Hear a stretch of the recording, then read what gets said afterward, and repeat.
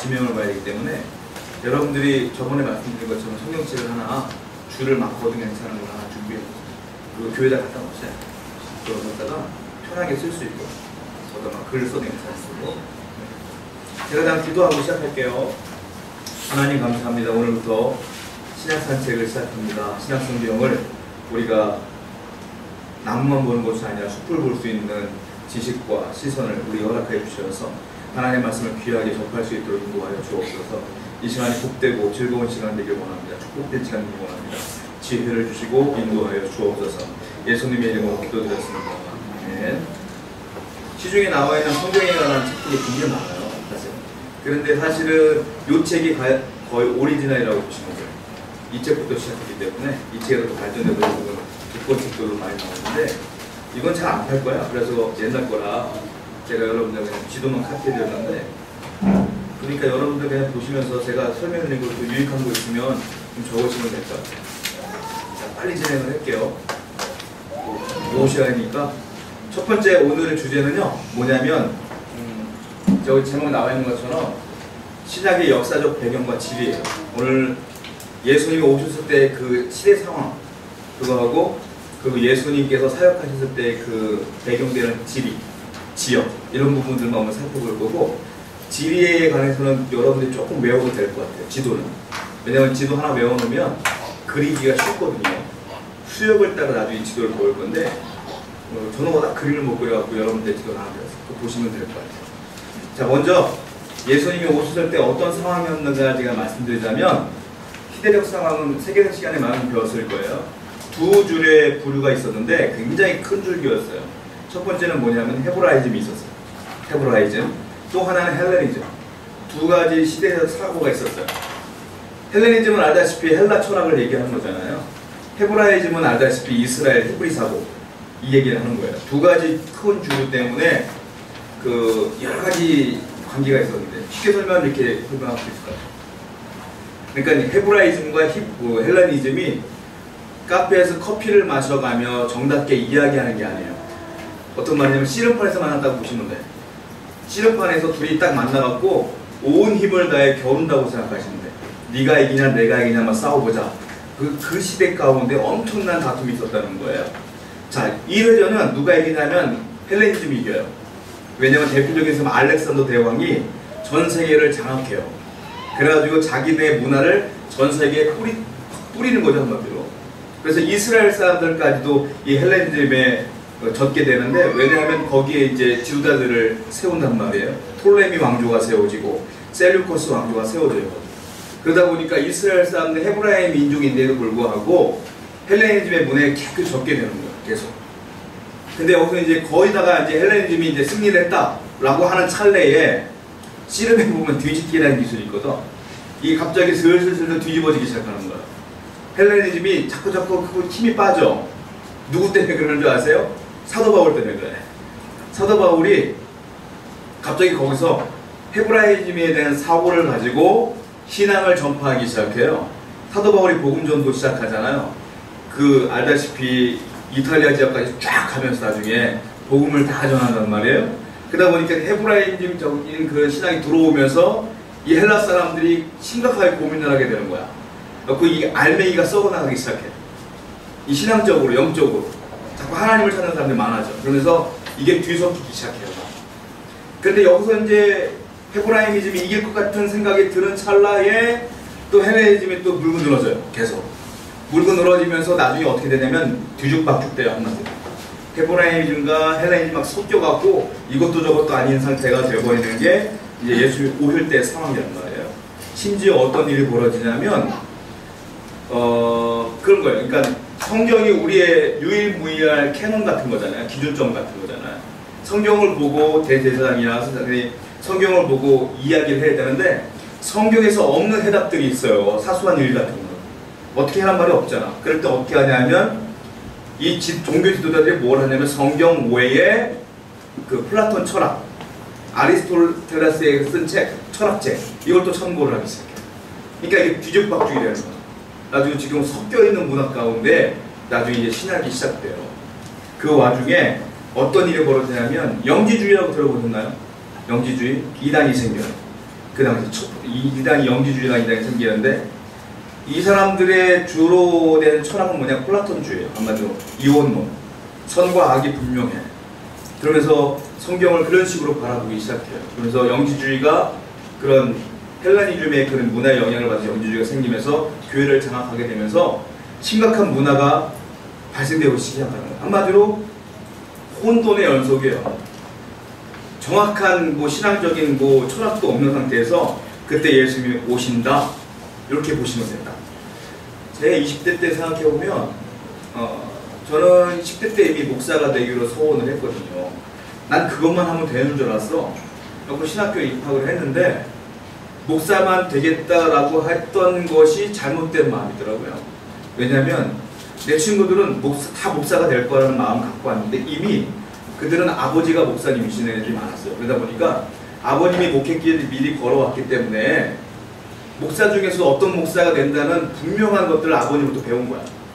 무슨 말인지 알았죠? 그냥 단순한 목사가 아닌 거야. 물어보니까 나는 설교가가 되기 싶어 해. 이런 말이에요. 설교학을 배우기 위해서 난 독일로 유학을 갈 거야. 이미 학교 입학했는데 이미 그런 꿈들이 다 정립이 되어 있더라고요. 어떤 친구는 나는 교회에서 찬양사역을 하다 보니까 찬양 인도가 내 적성에 맞는 것 같아. 나는 목사가 되어서 교회를 일으키는 찬양사역자가 될 거야. 어떤 사람은 나는 교회에서 훈련을 시켜봤는데 내가 적성에 딱 맞아. 그래서 나는 성경 공부를 잘해서 제자 훈련 전문가가 되길 원해. 이런 친구들이 막 있는 거예요. 나는 아버님 목사님도 아니고 내 주위에 목사가 있는 것도 아니고 그러다 보니까 혼자 그냥 단순하게 목사가 될 거야 하고 왔는데 그 친구들의 일꾼이 다 정립되어 있는 거예요. 나 심각하게 방해를 느끼다가 목사가 다 똑같은 게 아니고 다르구나 라는 깨달으면서 그때부터 기도를 시작했거든요. 그리고 이미 친구들은 대학원 갈 때 뭐 유학 간 친구도 있었고 거기에 맞춰서 차근차근 준비했지만 나는 대학원에 입학해서 기도하는 중에 드디어 그제서야 하나님의 말씀을 받았거든요. 늦게, 아주 늦게. 그러니까 방황했던 거죠. 굉장히. 그때 받았던 게 이제 부흥사. 여러분이 알고 있는 내가 늘 말했던 하얀 양복 입고 뭐 부흥하는 부흥사 말고 그냥 쓰러져가는 교회를 일으키는 부흥시키는 사람. 그런 꿈을 갖게 되었고 집회 이런 것들을 소중하게 여기는 목회자가 돼야지라는 꿈을 갖게 됐거든요. 또 근데 수요일 같은 데 보면 새벽까지 하잖아. 그런 꿈에 있어도 되는 수 있어. 이렇게 된 거예요. 자, 한마디로 제가 얘기 왜 하냐면 이 상황 자체가 혼란스러워. 뭐가 헤브라임이지고 뭐가 헬레니즘인지 몰라. 왔다 갔다 해. 요 갈등 상황의 혼란 가운데에 예수님이 오셨다라는 것만 알고 있습니다. 예수님이 평안할 때 오신 게 아니에요. 정말로 평안할 때 오신 게 아니에요. 자, 그 당시의 역사적 배경을 조금 더 자세히 설명해 드릴게요. 첫 번째, 그 당시에 정치적 상황이 있었어요. 정치적 상황. 한번 여기 거기는 표지 없을 거예요. 여기서 지도만 써놨죠, 제가. 없을 거예요. 정치적 상황, 어떤 정치적 상황이냐면은 쉽게 설명하자면 악해. 왜 악하냐면 이거 생각해 보세요. 마태복음에 보면은 예수님께서 태어나실 때 말구 위에 태어났잖아요. 헛간에서. 그렇잖아요? 우리 그냥 여기 태어났구나 넘어가면 되는데 자세히 생각해보면 그 굉장한 사건이에요. 왜냐하면 자, 이 여관이 꽉 찬 거예요. 한마디로 꽉 찼어. 그런데 만삭의 여인의 집에 애가 나오려고 그래. 애가 나오려고 하는데 방 하나 빌려주는 사람이 없어요. 이해가 되죠? 없으니까 거기서 난 거 아니에요. 얼마나 시대가 악합니까? 여러분들 만약에 만삭의 여인이 그런 일이 벌어지면 여관에서 잠시 내 방을 내줄 수도 있는 거 아니겠어요? 30동안. 근데 그런 일들을 안 해요. 그러니까는 이 당시 굉장히 악했단 말이에요. 자, 정치적 상황을 얘기하자면 첫 번째, 로마의 지배하에 있었어요. 이 당시. 로마의 지배하에 있었다. 보시면 돼요. 자, 로마의 지배하에 있었을 때에 도움이 되는 상황이 있어요. 어떤 상황이 도움이 되냐면 첫 번째, 로마는 법치주의 국가예요. 법을 소중히 여겨요. 그래서 제가 알기로는 지금도 법을 배우는 분들은 로마법을 배운다고 해요. 너무너무 잘 돼 있대요. 법치주의예요. 그러니까 법으로 다 해결을 해요. 그러니까 법이 잘 발달돼 있었어요. 그러다 보니까 치안이 아주 좋아요. 치안이 좋고 도움이 되는 거예요. 예수 믿을 때. 또 하나, 법으로 되어 있다 보니까 법적으로 자치권을 주는 경우가 많았는데 특별히 각 나라의 종교권의 자치권을 허락해 줬어요. 그러니까 예수님이 오셨을 때 이스라엘 백성들의 신앙을 지키기는 굉장히 좋았다. 이렇게 보시면 돼요. 그리고 그것을 어길 시에는 로마 법에 따라 처형을 하니까 막 함부로 그걸 건드리는 사람이 없었어요. 이게 도움이 되는 거예요, 사실은. 두 번째로는 뭐냐면 좀 설명해볼까? 로마 사람들은 다 지배하기가 어려워서 반란이 없는 국가 있죠? 로마가 다 지배할 수 없잖아요. 반란이 없는 국가는 분봉왕을 생겼어요. 분봉왕이 이스라엘의 분봉왕은 누군지 아세요? 누군지 아세요? 이스라엘 당시의 왕이 누구입니까? 예수님 오셨을 때? 예수님 오셨을 때 왕이 있잖아. 왕. 누구야? 헤롯이 분봉왕이에요. 그러니까 로마에서 임명한 왕. 헤롯은 이스라엘 사람이 아니고 에돔 사람. 그 에돔에 아주 돈이 많은 거구예요. 거구. 그 사람이 왕이 됐어요. 분봉왕. 네가 왕해라. 이렇게 시켜준 거예요. 그런데 이제 이스라엘 사람들 가운데 반란이 많아지니까 그때서 분봉왕을 없애고 총독제를 시행해요. 반란이 많은 국가는 총독을 보내요. 그 총독이 누굽니까? 예수님 돌아가실 때 누구야? 빌라도 너 지금 두 문제 다 맞췄어. 크게 괜찮아. 빌라도예요. 빌라도. 그때 이제 반란이 많다 보니까 이제 빌라도 총독을 보내는 거야. 근데 반란이 없는 데는 분봉왕을 세우고 반란이 심해지면 총독을 보내요. 자기네 나라에서. 빌라도와 벨릭스라는 총독을 두 명을 보내요. 그래서 그렇게 되는 거다. 이렇게 보시면 돼요. 또 하나, 로마가 이스라엘을 지배함으로 도움이 되는 하나의 또 사건이 있어요. 뭐냐? 도로가 너무 발달됐어요. 모든 길은 로마로 통한다는 말이 있죠? 그 말이 있어요. 그거 왜 로마가 길을 잘 닦아놨는지 아세요? 로마의 통치 방법이 있어요. 뭐냐면 각 나라에 주둔군을 둬요. 주둔군은 되게 많은 사람들, 군대를 말하는 거예요. 주둔하고 있는 사람들 말하는 거예요. 이스라엘은 어디다 주둔군을 뒀냐면 가이사랴 항구. 가이사랴 기억나시죠? 가이사랴가 항구예요. 항구. 거기에 주둔군을 놔요. 그리고 각 지역마다는 뭘 넣냐면 100명 정도의 군사만 보내요. 그 사람들을 통솔하는 사람 누구예요? 백부장. 우리가 알다시피 예수님 앞에 칭찬 들었던 백부장님들은 기억하시죠? 그 사람들이 이제 주둔군 내에서 파송되어진 100명의 군사를 모아하는 거예요. 그런데 그게 통치가 돼요. 왜냐하면 별 문제가 없어. 만약에 100명의 군사가 통치를 하고 있는데 반란이 일어나잖아요? 그때 어떤 일이 벌어지냐? 로마가 길을 잘 닦아놨기 때문에 가이사랴에 있었던 주둔군들이 출동을 해요. 그래서 그걸 진압을 하는 거야. 다 뚫어놓은 거야, 일부러 그래서. 그래서 여기서 반란이 나면 또 가이사랴 주둔군이 출동을 하고. 잘 닦아놨기 때문에 그래서 주둔군을 놓고 길을 닦아놓고 나머지 100명씩만 닦는 거예요. 도로가 잘 되어 있는 거예요. 근데 이것을 이 시스템을 도용한 사람이 누군지 아세요? 사도 바울이에요. 사도 바울이 선교를 하는데 다 선교하지 않아요. 이따가 보면 알겠지만, 지도를 보면 알겠지만, 지도는 복잡하지만 여기서 지금 저희가 나눠준 지도는 간단해요. 왜냐하면 사도 바울은 일일이 다 도시마다 가지 않아요. 그 지역의 대표적인 도시에 가서 전도를 해요. 그리고 그 도시에 많은 사람들이 회개하면 또 퍼져나갈 거 아닙니까? 또 다른 데로 가요. 그리고 굵직굵직한 도시, 거점을 삼고 주둔군이 있는 것처럼 그 큰 도시만 찾아가요. 사도 바울이. 거기서 복음을 전한단 말이에요. 그리고 놀라운 건 길이 잘 닦여 있기 때문에 선교하는데 아주 유용해요. 이 길을 따라가면 선교를 하기 시작해요. 그래서 이게 로마가 그 당시 이스라엘을 점령하고 전 세계를 점령한 것이 굉장히 큰 도움이 됩니다. 다시. 자, 여기까지 도움이 되는 얘기를 했지만 도움이 안 되는 것도 있죠. 어떤 부분이 도움이 안 되는 줄 아십니까? 로마는요, 다신교예요. 로마는 다신교예요. 로마 신화 보십시오. 신들이 얼마나 많아요. 다신교예요. 쉽게 말하면 지금 다신교의 대표적인 종교가 뭔 줄 아십니까? 힌두교입니다. 힌두교는 예수님도 믿으라고 해요. 힌두교 사람. 근데 왜냐하면 힌두라고 하는 큰 종교 가운데 포함되어 있는 거야. 예수라는 그 신이. 그러니까 그 사람들은 시계도 신이 될 수 있어요. 내가 믿고 싶으면 이게 신이 될 수 있어. 힌두라고 하는 큰 바운더리 안에 신이 있는 거야. 그러니까 예수님도 큰 바운더리 안에 있는 거야. 신. 그러니까 우리가 알고 있는 유일신이 아니야. 그러니까 로마에서도 문제가 되는 게 뭐냐면 다신교다 보니까 전도를 할 때 우리가 말하는 예수님은 The Way잖아요. 그분만이 진리잖아요.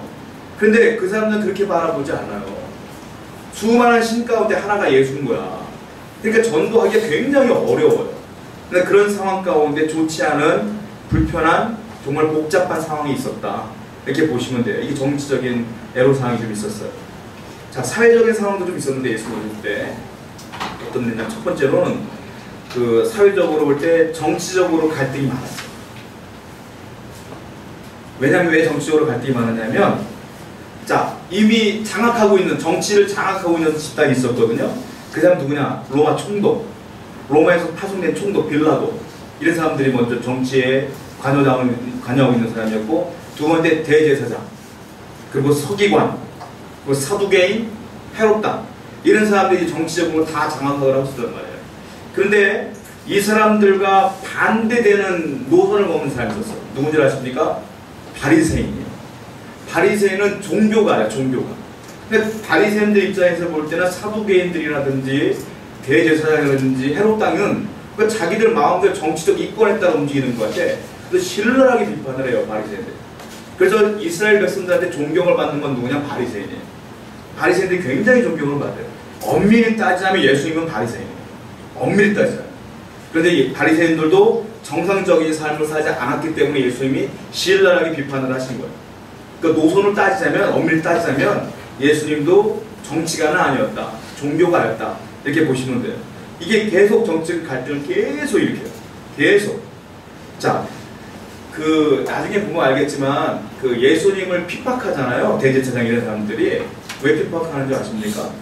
왜냐하면 예수님의 제자들이 어디 사람이 제일 많아요? 어디 사람? 갈릴리 사람이 많아요. 갈릴리 사람이 많은데 갈릴리의 특징이 뭐냐면 이 사람들은 쉽게 말하면 테러리스트야. 그러니까는 지금 기득권에 대해서 반대하는 사람들이 갈릴리에 많이 몰려있어요.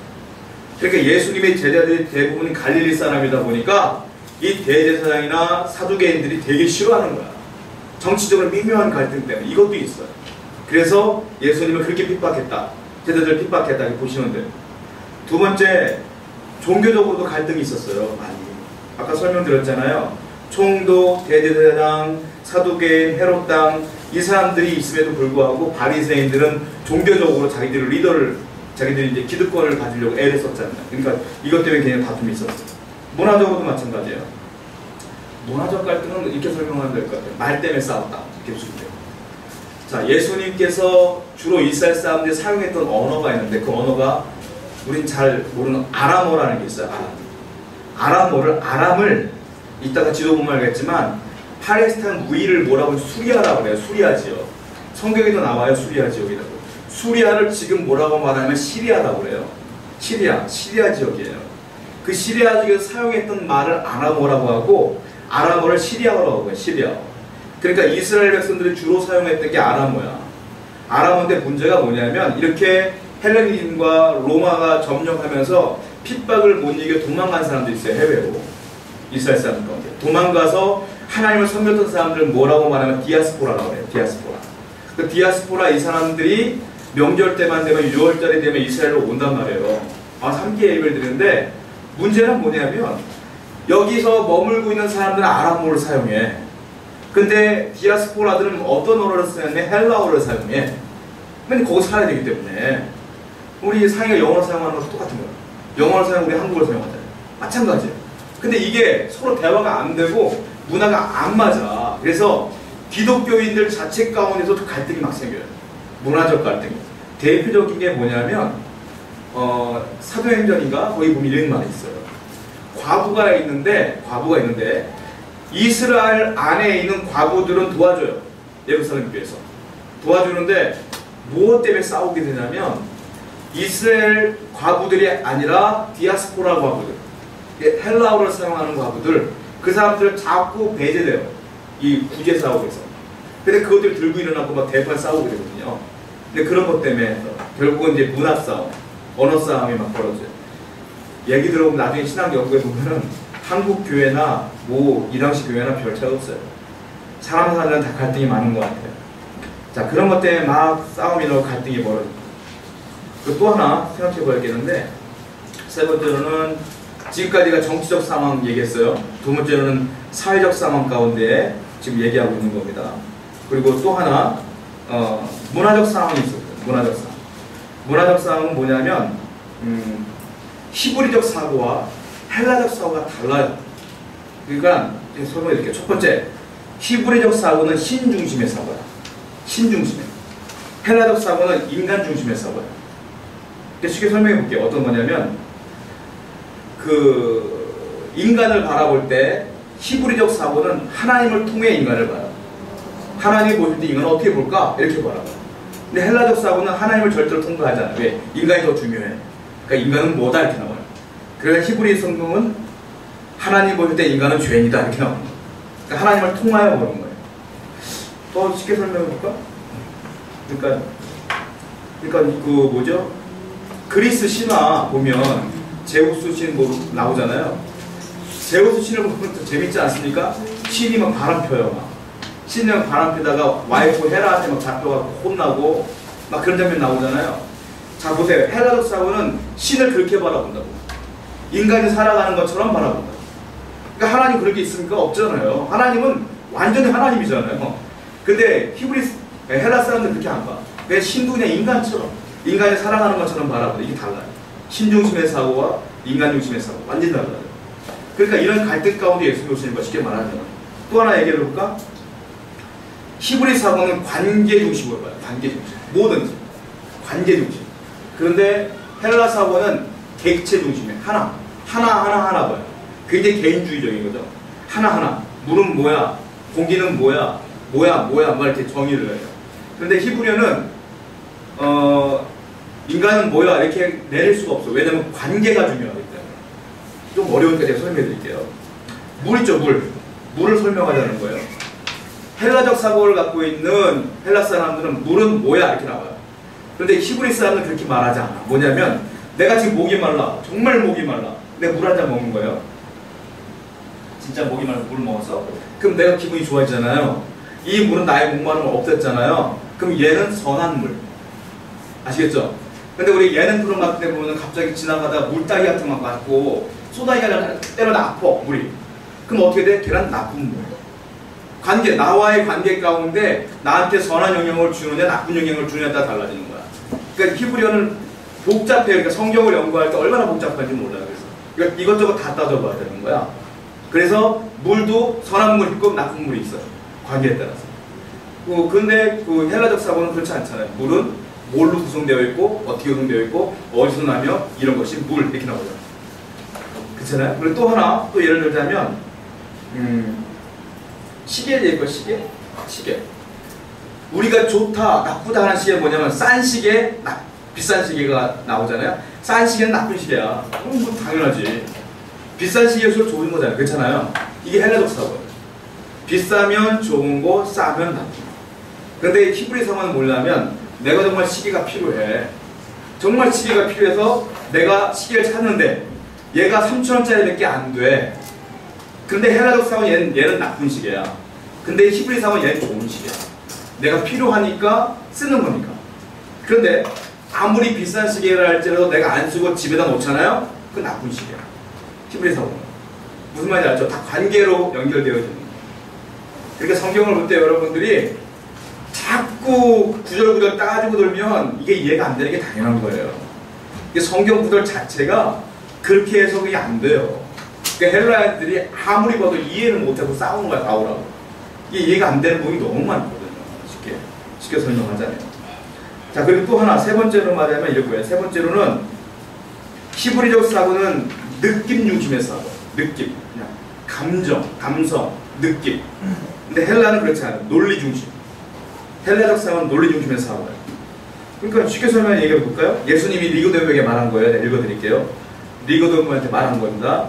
바람이 임의로 불매 어디서 와서 어디로 가는지 알지 못하는 것처럼 성령으로 난 자도 이와 같으니라. 네가 거듭나야 한다. 이렇게 얘기해요. 이게 무슨 말입니까 이게? 바람이 임의로 불며 어디서 와서 어디로 가는지 알지 못한다. 이거 헬라적 사고로 얘기하면 골치 아픈 거예요. 이거 어떻게 들어갈지 모르겠어요. 히브리적 사고라는 사람은 팍 느낌이 와야 돼. 팍! 이게 아마 그런 거일 것 같다. 이 느낌으로 읽는 거지 성경은 이걸 해석해서 읽을 수가 없어요. 이게 이런 식으로 나온다. 이거 다 성경이 뭐 쉽게 설명하면 이거죠. 굳이 해석하자면 바람이라고 하는 초자연적 현상을 빗대어서 예수님께서 쉽게 설명한다. 성령은 이런 거다. 어디서 왔는지도 모르고 내 마음껏 이렇게 되는 거다. 이게 성령이다. 이게 설명하는 거지만 이게 만약에 헬라적 사고로 말하면 바람이 무엇이며 임이란 단어가 무엇이며 불었는데 동서남북 어느 쪽에서 불었으며 이렇게 해석한다고 이 사람들. 그게 해석이 안 되는 거야. 예수님이 그런 뜻으로 말한 게 아니거든. 성경 여러 번 읽을 때 그렇게 읽으시면 안 돼. 절대 안 돼. 못 알아먹어. 모르면 넘어가야 돼. 이거는 논리로 우리가 해석할 수 있는 부분이 없어요. 그리고 또 하나, 하나님은 영이시니 예배하는 자가 신령한적으로 예배할 때, 하나님은 영이시니 딱 너무 느낌이 와야 돼. 하나님은 영이시니 그렇지, 이렇게 와야지. 만약에 하나님은 영이시니 영은 영, 혼, 둘 중에 어떤 영을 말하는 것일까? 이 단어는 무엇이지? 이렇게 들어가면 못 알아먹는 거예요. 그냥 하나님이 영이시니 딱 와야 되는 거예요. 이게 히브리적 사고에 쓰기 때문에 우리 그렇게 사고를 해야 돼요. 어쩔 수 없어요. 자, 제가 어디까지 했죠? 느낌 중심의 사고와 논리 중심 얘기했나요? 네. 자, 그럼 네 번째는 어떤 거냐면 동적 사고예요. 히브리어는 동적 사고. 그리고 헬라어는 정적인 사고예요. 동적 사고와 정적인 사고. 쉽게 말하면 히브리 사고는 한마디로 계속 움직여. 머물러 있지 않아. 계속 움직여. 그러니까 성경을 볼 때 여러분들이 계속 움직인다고 보시면 돼. 성경 구절 자체가. 그러니까 서가 달라. 예를 들어볼까요? 하나님이 서 있다, 이런 단어가 있어요. 하나님이 서 있다. 서 있다는 것은 우리가 알고 있는 건 서 있는 거잖아요. 근데 히브리어는 그런 뜻이 아니에요. 하나님이 서 있다는 것은 계속적으로 서 있으려고 애를 쓰고 움직인다는 거예요. 이해가 돼요? 단순히 정적으로 멈춰 있는 게 아니야. 서 있기 위해 노력하고 애쓰는 모습입니다. 이게. 그러니까 히브리어는 계속 움직여. 헬라어는 서 있으면 서 있는 거야. 그냥 아무것도 안 하는 거야. 그런 단어의 차이가 있어. 그래서요, 중요한 단어가 있는데, 하나님이 모세에게 나는 누구다라고 밝힌 적이 있어요. 뭐라고 했습니까? 나는 스스로 있는 자다. 이거를 우리 영어로 말했잖아요. I am who I am. 이걸 쉽게 설명하면 나는 나야, 이 말이에요. 나는 스스로 있는 자야. 나는 나야.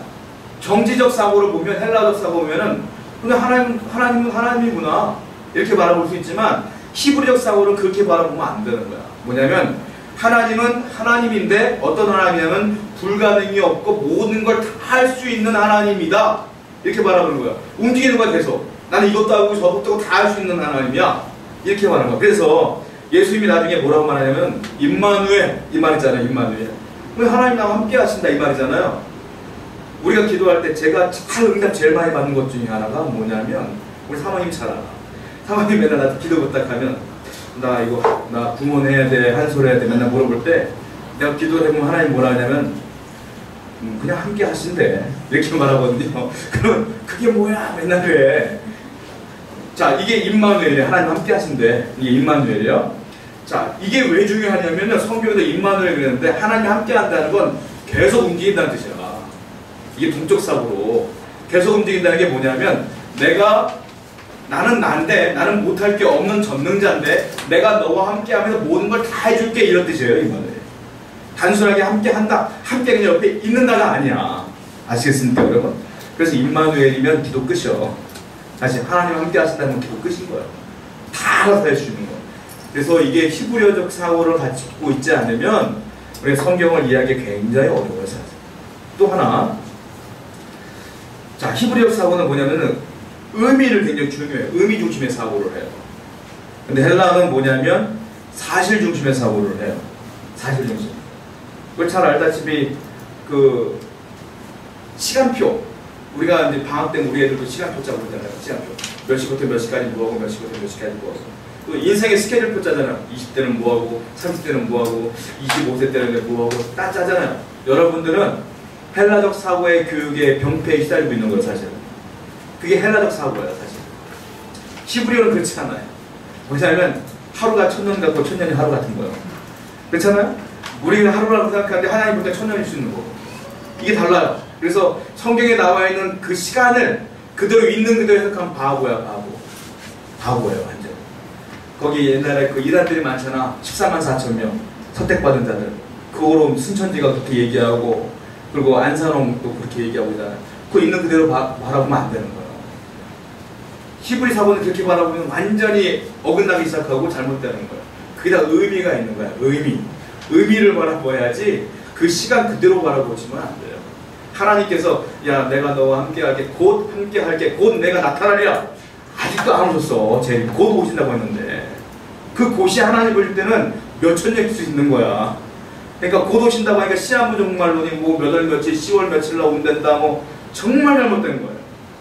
성경을 읽을 때 여러분들은 항상 숫자가 나오거나 기간이 나오면 의미로 바라보셔야 돼요. 할렐루야. 잘못하면 큰일 나는 거예요. 이게. 헤롯 사고가 그렇지 않다. 자, 그리고 또 하나, 예수님이 오셨을 때의 영적인 상황이 있어요. 영적인 상황. 어떤 일이 벌어지냐면 제가 아까 말했던 헬레니즘 가운데 셀루커스와 톨레미 왕조가 세워져 있어요. 근데 이 사람들을 몰아내요. 이제 지금 이제 8월 15일 어저께였잖아요. 광복하는 거지. 이제 한마디로 말하면 나라를 수복하는 거지. 그때 이제 우리가 마카비안이라는 사람은 나와요. 혁명가요, 그 사람. 마카비안이 모든 사람들이 이끌고 와서 전쟁을 벌써 싸워서 이겨요. 그래서 셀루커스를 다 멸망시키고 자기들이 모든 것을 수복해요. 예루살렘 수복하면서 여기까지 계속 좋았는데 자기들이 결국은 지배자가 돼요. 이 사람들이 지배자가 되면서 뭐라고 말하냐면 우리가 종교 지도자가 되리라 이렇게 얘기를 해요. 성경적으로 말하면 아론의 후손이 제사장이 되어야 돼요. 자기들은 아론의 후손이 아니야. 근데 자기들이 제사장이 돼요. 그런데 문제가 뭐냐면 로마가 또 쳐들어오잖아요.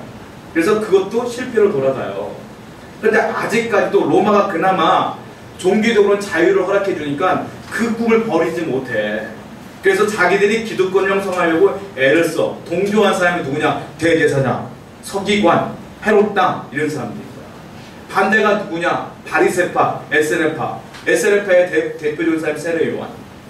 이 사람 동굴 들어가 살아. 이 사람들 성경만 필사하고 우리가 발견되고 있는 성경 사본은 다 에세네파들이 필사한 거죠.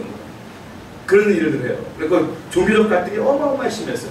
정치적 갈등이죠, 사회적 갈등이죠, 종교적 갈등이죠, 문화적 갈등이죠. 그러니까 일반 백성들은 어떤 일이 벌어지냐면 너무너무 메시아가 보고픈 거야. 이 문제를 해결할 분이 필요한 거야. 정치적으로, 경제적으로 우린 못 살겠는 거야. 그때 이 메시아 갈망이 막 일어날 때에 예수님이 오십니다. 그때. 그래 하나님께서 기다렸던 거예요. 이런 갈등이 막 고조될 때까지. 하나님의 은혜는 내가 갈등이 고조될 때 와요. 여러분들이 고난이 심각해질 때 하나님의 은혜가 와요. 심각한 고난이 온다. 은혜가 올 때다. 기대하시기 바라요. 할렐루야. 자, 여기까지 우리가 배경 지식을 좀 봤으면 좋겠고 지리를 좀 볼 건데 지도 한번 보실래요? 첫 번째 지도. 지금 첫 번째 가장 단순한 지도. 이걸 제목을 붙이자면 복음서의 지도입니다. 마태복음, 마가복음, 누가복음, 요한복음에 나와 있는 지도예요. 이게. 이 지도가 왜 그러냐면 팔레스타인 내부에 있는 지도예요. 이거 이스라엘 지도. 왜냐하면 예수님은 해외여행을 해본 적이 한 번도 없어요. 예수님은 국내 여행만 하시다가 돌아가셨어요. 예수님 활동 범위가 팔레스타인 내부에 국한되어 있기 때문에 이 지도 먼저 보는 거야. 아시겠죠? 외우기 쉬워요. 자, 지도를 그리는데 거기 보면은 수역이 있어요. 동그라미 위에 동그라미 하나 있죠? 보입니까? 색깔로 틀린 동그라미. 지도 한번 보여줄까? 자, 보면 이건 너무 잘 나오는 지도이기 때문에 복잡해. 여러분들 걸 보기 더 편해. 동그라미 거기가 뭐냐면 갈릴리 호수예요. 갈릴리 호수. 갈릴리 호수. 자, 설명해드리면 요거 아까 동그라미 이거 파란 거 보이죠? 파란 거. 요거. 여기 갈릴리 호수로 맨 위에 동그라미 있는 거. 갈릴리 호수고요. 그리고 거기 보면은 줄로 쭉 내려가잖아요. 그죠? 그게 뭐냐면 요단강이에요. 요단강 지류예요. 쭉 한 줄로 쭉 내려온 거 요단강. 그리고 좀 밑에 보면 또 물 있죠? 요게 사해바다. 사해바다. 지금 제가 여기까지만 봤는데 홍해바다는 어디 있냐면요. 사해바다 밑에 홍해가 있어요. 여기 밑에. 여기 홍해바다가 있고 그 밑에가 이집트예요. 오늘은 예수님 사복음서 지도니까 구약에서는 밑에까지 볼 필요가 있겠지만 홍해가 있기 때문에 오늘 여기까지는 보는 거예요. 여기가 갈릴리, 이 지류가 요단강, 그리고 여기가 사해 쭉 내려가는 거고 땅을 가자면 이 땅을 가자면 요 북쪽에 갈릴리 바다를 기점해서 북쪽에 여기가 갈릴리 지방, 여기가 갈릴리 지방, 그리고 여기가 가운데가 사마리아 지방, 그리고 사마리아 지방 여기 사해 바다를 낀 데가 유다 지방, 세 지방으로 나눠져. 그리고 여기가 요단강이 있잖아요. 여기가 요단강, 여기가 서쪽이고 동쪽이거든요. 이 부분이 요단강 동편, 이 네 지방이 있어요. 그리고 또 하나 갈릴리 호수에 보면은 이 요단 동편 쪽에 보면 이 요단강이 흐르잖아요. 지류가 세 개가 있어. 북쪽에 강이 하나 있는데 야르무강, 가운데가 우리가 잘 아는 야복강, 그리고 맨 마지막에가 야르무강 이렇게 나와요. 이렇게 나와요. 아르무강. 자, 그래서 보시면 1번 거기 써있죠. 지도에 1번. 1번이 이겁니다. 지중해. 쓰세요. 지중해. 그리고 2번이 갈릴리 호수. 3번이 요단강. 제가 말씀드렸던 한 줄짜리 요단강. 4번이 사해바다. 물의 경계로 보는 거예요. 쉽게 설명하자면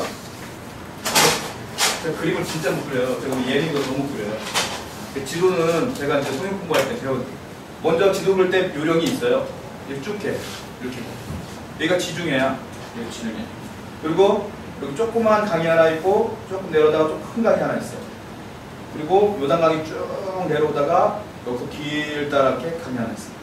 그 지방을 따지자면 여기서부터 여기까지가 북쪽이고 여기까지가 중부지방, 여기까지 남부지방. 여기가 갈릴리 호수고요. 이게 요단강이에요. 이게 사해예요. 이게 갈릴리 지방. 여기 유명한 도시가 두 개가 있어요. 나사렛하고 가보나움이 있어요. 그리고 여기가 이제 사마리아. 사마리아는 사마리아 성이 있고요. 그리고 수가성이 있어요. 수가성은 구약에는 세겜이라고 해요. 세겜성. 그리고 유다. 유다는 알다시피 예루살렘이 큰 게 하나 있죠. 예루살렘. 이렇게 되는 거예요. 그리고 제가 아까 배웠잖아요. 여기가 요단강이잖아요. 요단강 서쪽 말고 동편. 이 요단 동편인데 요 북쪽으로 흐르는 강이 하나 있어요. 이쪽으로 이런 식으로. 그리고 가운데 흐르고 세계 흐르고 이게 야복강, 아르논강. 위에 뭐라 그랬죠 제가? 갑자기 생각나지? 위에 뭐라 그랬어? 아니 금방 얘기했잖아. 뭐라 그랬어요? 뭐라 그랬죠? 야름묵강. 근데 이거는 성경에 나와요. 야름묵강, 야복강은 그 야곱이 기도했던 곳이잖아요. 넘어가기 전에 기도했던 거예요. 야복강에서. 그리고 나중에 구약성경 보면 여기 홍해바다 밑에 또 있어요. 보세요. 제가 왜 보라고 하냐면 외우시라고. 외우세요. 이 그림 한번 그려보세요. 대표적으로 한 명만 딱 찍게. 하나만 찍게. 그리고 하나 빠지고.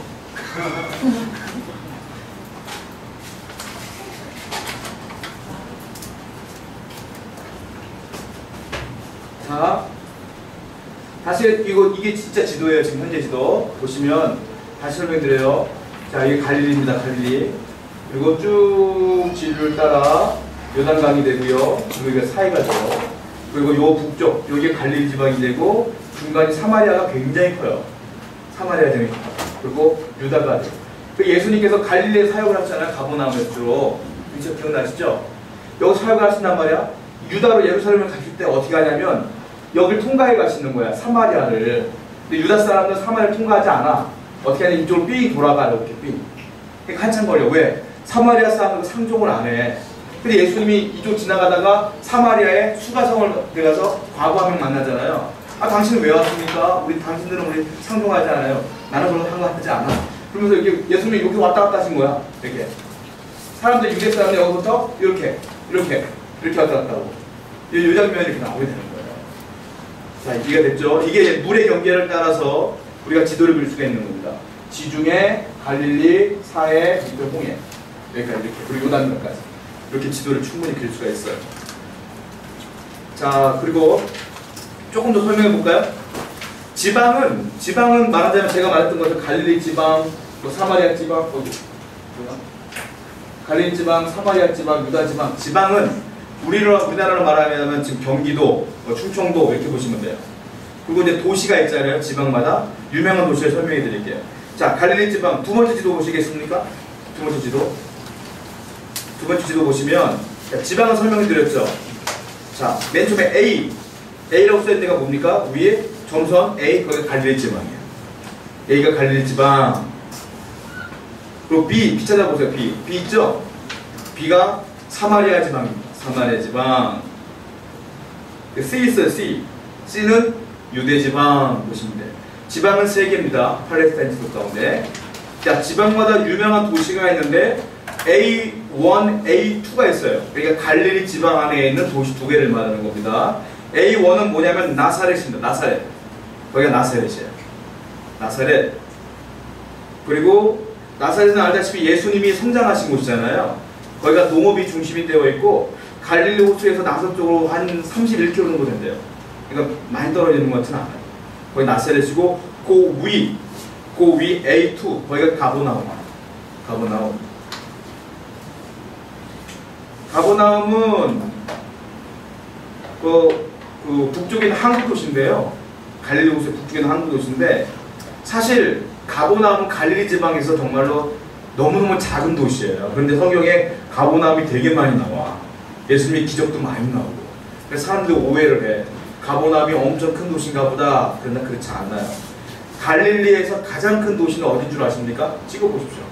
생각나는 도시 아무. 여기 나와 있지 않아요. 그 유명하긴 한데 어딘 줄 아십니까? 디베라입니다.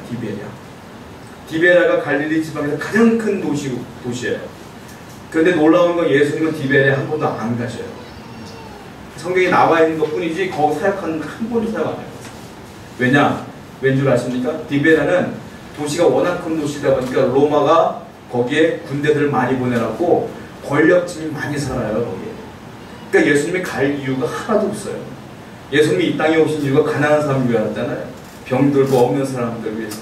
그래서 가버나움 가장 약한 도시에 가서 사역을 제일 많이 하죠. 디베라는 평생 한 번도 안 가죠. 우리 예수님 그런 분이에요, 여러분. 한국교회 목사들 우리는 진짜 조심해야 돼. 정말로 어렵고 힘든 사람들, 그 사람들을 신방하고 위로해야 되는데 그렇지 않아요. 그러니까 두 번째, 사마리아 지방에 보면 뭐가 있냐면 B1이 사마리아 성이에요. 사마리아 성은 우리가 구약 성경을 먼저 했으면 알 텐데 우리가 신약부터 해서 모르고 사마리아 성으로 그 자기네 그 수도로 정한 사람이 오므리라고 하는 왕이에요. 북이스라엘에. 오므리가 사마리아 성을 만들었어요. 사마리아 사람들은 자기들만의 독특한 종교 문화가 있어서 사마리아 오경이라는 것도 만들어요. 자기들끼리. 성경에 없어. 자기들만 아는 성경이야. 사마리아 오경을 만들고 B2가 수가입니다. 수가성. 거기 세겜성이에요. 알다시피 거기서 예수님께서 과부 하나 만나잖아요. 그 얘기 거기서. 자, 그리고 C지방은 유대지방이라고 그랬고 C1은 예루살렘이에요. 거기가. 그리고 C2가 베들레헴의 원래 뜻은 떡집이라는 뜻이에요. 베들레헴. C3가 베다니 유명한 사건 뭔지 아시죠? 나사로 마르다 마리아. 거기가 베다니입니다. 이렇게 정리가 되는 거예요. 이거 한번 그려볼까? A 갈릴리, B 사마리아, C 요단 D 안 했네. D가 요단 동편 지방. D가.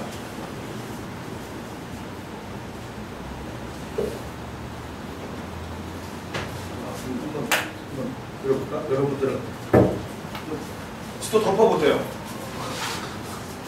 지도. 제가 그림을 잘 못 그리지만 한 번 더.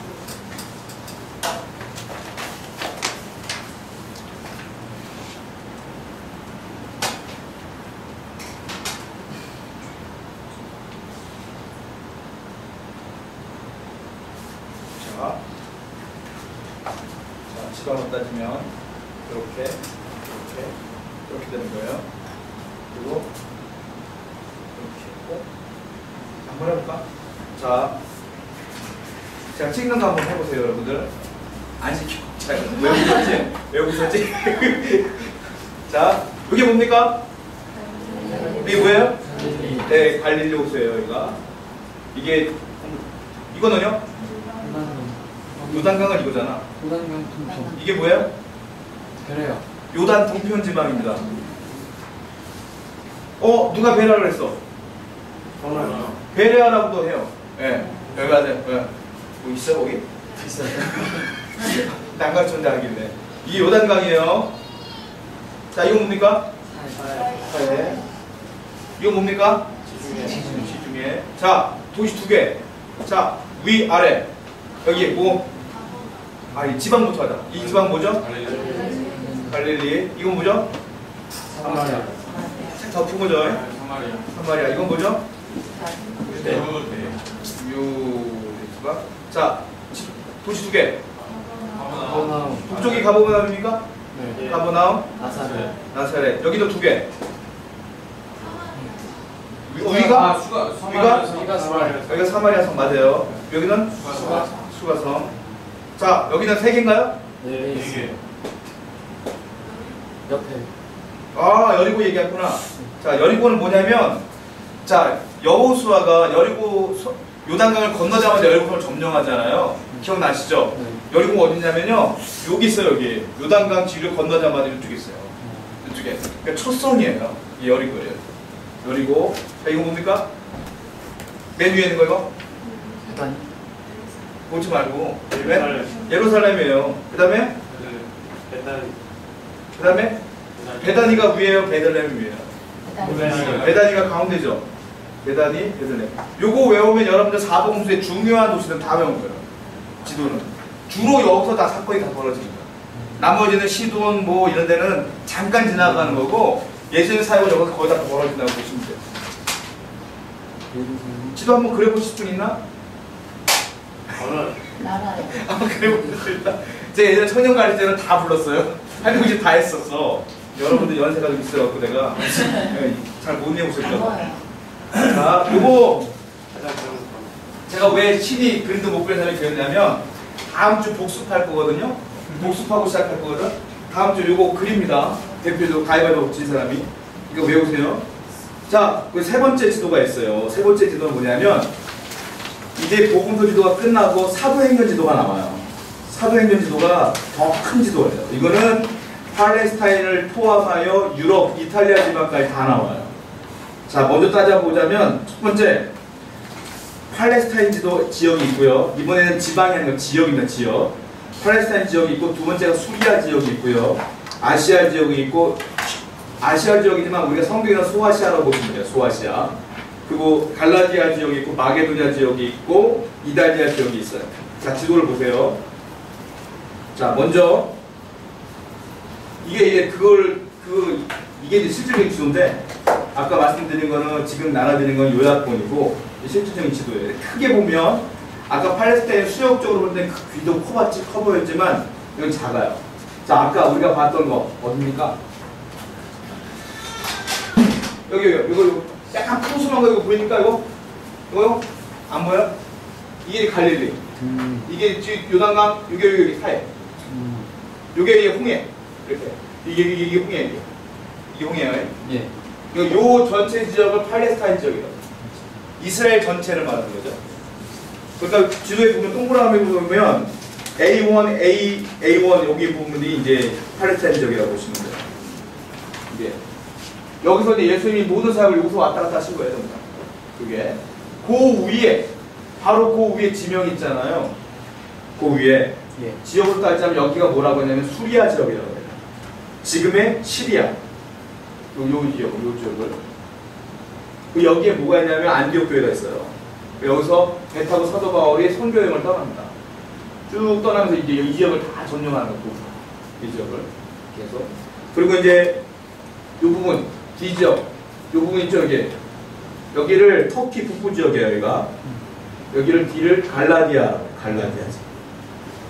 여러분들 성경은 바울 서신서를 보면 에베소서, 빌립보서, 골로새서 다 기억나시죠?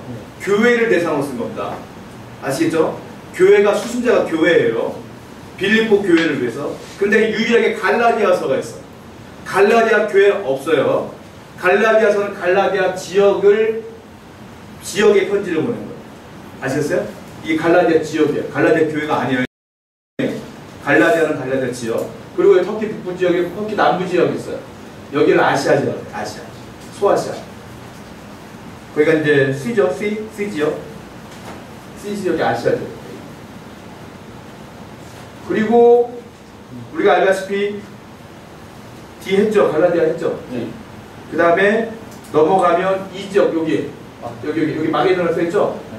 마게도냐. 여기가 마게도냐 유럽이에요. 지금 유럽 마게도냐 지역. 이 지역. 그리고 이제 사도 바울이 하나님 내가 어디로 가오리까 아시아로 돌아가리까 어떻게 할까 기도하다가 우리가 드로아라는 지역에서 사도 바울이 기도를 해요. 그때 환상을 봐요. 마게도냐 사람들이 이리 오시고 이리 오시고 환상을 봐도 사도 바울이 응답이고 하고 넘어갔잖아요. 선도하러. 거기 이제 마게도냐입니다. 드로아는 어디쯤에 있냐면 여기가 빌립보거든요. 여기가 마게도냐 첫 들어가자마자 만난 데가 빌립보였거든요. 드로아는 아마 요 정도 될 거예요. 요 정도. 요쯤에서 1, 2 가야 되냐 고민했던 거예요. 그러니까 요쯤이었었고 여기가 빌립보 지역, 여기가 마게도냐 지역입니다. 그리고 이제 여기는 알다시피 지금 세계적으로 이렇게 생겼잖아요. 이탈리아. 그 당시 말로는 이달리아 지역. 이거 뭐 아닐까요? 자, 지금 지역을 말씀드렸고 조금 더 그 유명 아까 말씀드렸어요. 사도 바울을 전도할 때 거점을 잡고 큰 도시만 갔다고 했어요. 제가 자 설명해 드릴게요. A1 A 지역 여기 팔레스타인 지역인데 A1 가장 유명한 도시는 뭡니까? 예루살렘. A1은 예루살렘. 그리고 B가 아까 뭐라 그랬습니까? 다메섹이라고 그랬죠? 아니 수리아라고 그랬죠? B1 거기가 뭐냐면 다메섹이 있어요. 다메섹. 사도 바울이 올라가다가 예수님 만난 장소 다메섹. 그리고 B2가 안디옥이에요. 안디옥 교회가 사도 바울과 바나바를 파송한 교회가 거기 있어요. 안디옥. 거기서 1차 전도를 시작해요. 안디옥.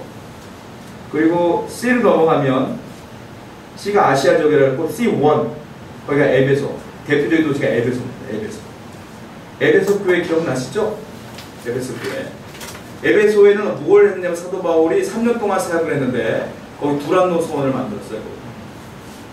우리가 알고 있는 오늘 이렇게 두란노 소원 유일한 게 아니라 성경에 나와 있는 거예요. 그 두란노 소원을 거기서 만들었어요. 그리고 그 7교회 요한계시록에 보면 7교회 얘기 나올 때 에베소 교회가 나옵니다. 그 D 갈라디아 지역에 있는 유명한 도시가 D1에 있는 루스드라가 왜 유명하냐면 디모데를 거기서 만나요. 사도 바울. 루스드라에서 디모데를 만나고 어떤 사건이 벌어지냐면 사도 바울이 복음을 전하다가 돌에 맞아 죽을 뻔했어요. 아니 죽었죠 거의. 죽었다고 버렸으니까. 근데 버렸는데 사도 바울이요. 성경 보면 알겠지만 진짜 독한 사람이에요. 루스드라에서 복음 전한다고 돌을 던졌어. 그 돌에 맞아 죽었어. 사람들이 그러니까 숨을 안 쉬어. 그래서 사람들이 들어다가 버려버렸어요. 근데 사도 바울이 일어나. 안 죽은 거야. 죽었다 살아났나 하나님 살려준다 봐. 일어나. 그리고 옷에 먼지를 털고 사도 바울이 어디로 가냐면 또 루스드라로 가. 자기 죽였던 곳으로. 또 복음 전하러 가. 그 다음부터 사람들이 상종을 안 해. 사도 바울이 그런 사람이에요. 거기 루스드라 유명한데 거기서 디모데를 만나게 됩니다. 자, 그리고 이가 아까 마게도냐라고 했잖아요. E1은 뭐냐면 빌립보입니다. 빌립보는 알다시피 빌립보 감옥에서 바울과 실라가 찬송하다가 지진이 일어나고 간수가 예수님 영접하는 거 알죠? 주 예수를 믿으라 그러면 너와 내 구원을 얻으라. 거기서 나오잖아요. 그 말씀. 그래서 이 빌립보에서 누구를 만나냐면 자주장사 루디아를 만나고 빌립보 간수의 집과 함께 루디아와 함께 교회를 세운 곳이 빌립보 교회. 그래서 빌립보 교회 시작합니다. 이달리아 지역 F1은 로마. 나중에 순교한 장소. 공짜 배 타고 가지 않습니까? 나중에 제수의 몸으로 여기서 로마까지 가면 배값이 엄청 났을 텐데 공짜로 가요. 그리고 거기서 소원하는 곳에서 순교하게 됩니다. 이게 이제 사도 바울이 다녔던 지역.